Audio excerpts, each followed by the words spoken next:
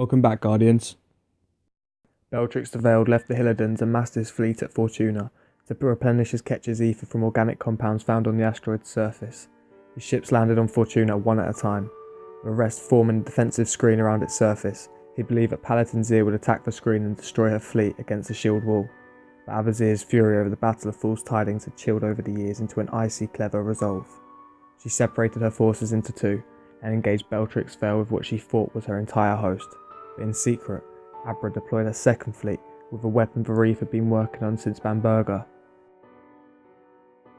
Charybdis, a gravity weapon strong enough to knock asteroids off course. Charybdis caught asteroid Tenet in its beam and flung it into Fortuna, destroying both and severely damaging Bellatrix's fleet. Bellatrix was easily captured in the ensuing chaos and brought swiftly to the Queen.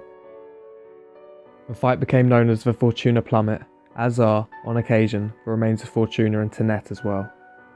After the Fortuna Plummet, one of Prince Aldrin's crows returned with a message from a fallen by the name of Varix of the House of Judgment. In desperation, Skolas personally led an all-out assault on the military forces of Cybele. Little did he know that the Queen knew of his plans, thanks to the word of Varix of the House of Judgment.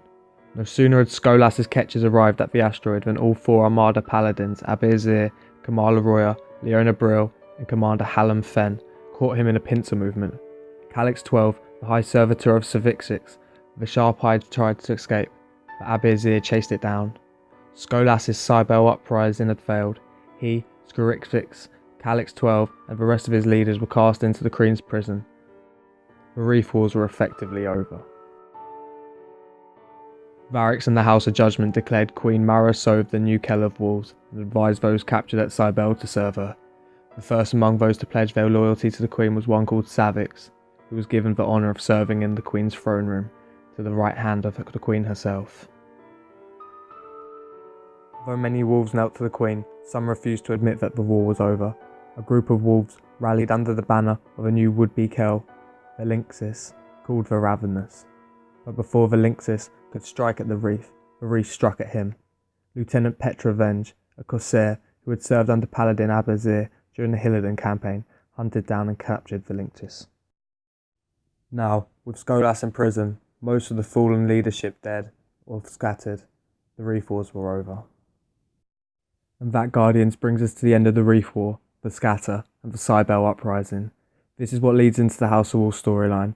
Some of these names have been impossible to say, but it was fun. If you enjoyed the video, like, comment and subscribe. Until next time, Guardians, take it easy.